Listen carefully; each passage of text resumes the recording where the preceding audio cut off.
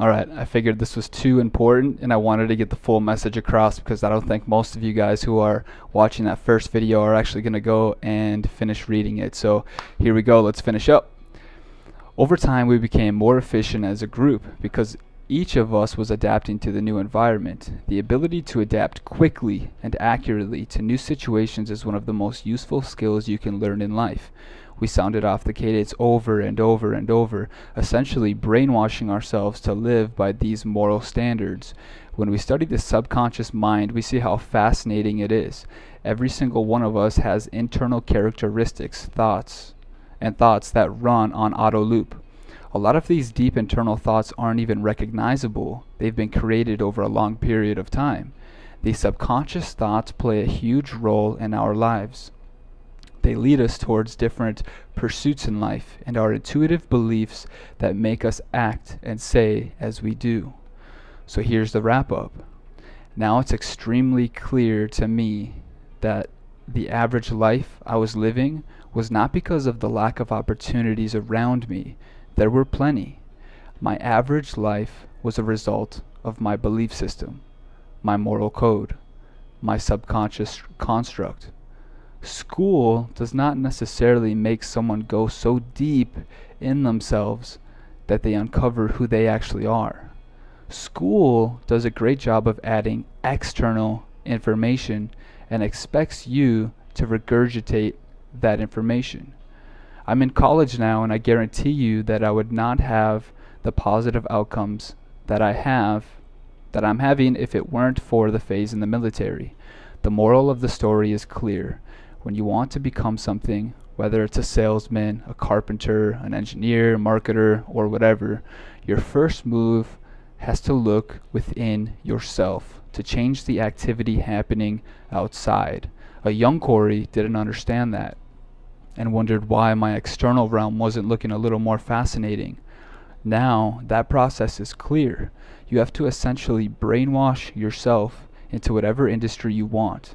There's a lot of information you need to know. There's a lot of people you need to engage with, and there are mannerisms that are expected in each industry.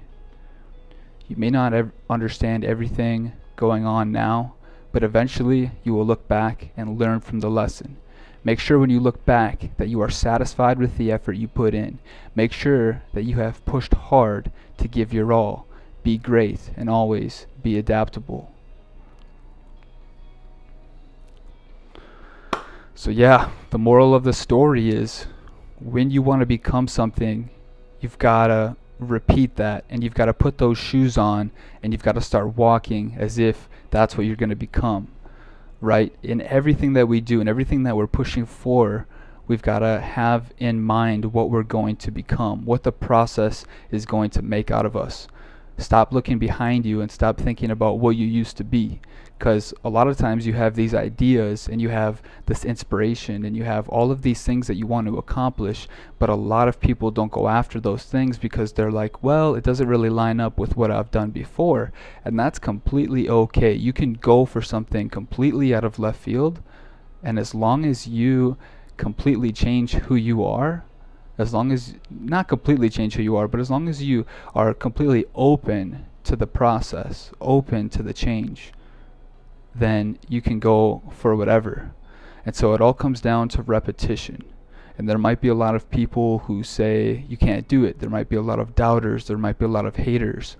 But if this is something that you want to do, then you just simply go for it. For example, in the military training, if we were to have complete doubt in ourselves to complete the basic training process, we would never graduate. So what do? We're young soldiers, we go to training, we have these people yell at us and they tell us exactly what to do. They give us a uniform, they tell us to throw it on, and we start, performing the exercises, we start marching, we start training out in the woods, we start, learning all these military and combat strategies and tactics, and we start getting to know each other, but we didn't have any experience with that before.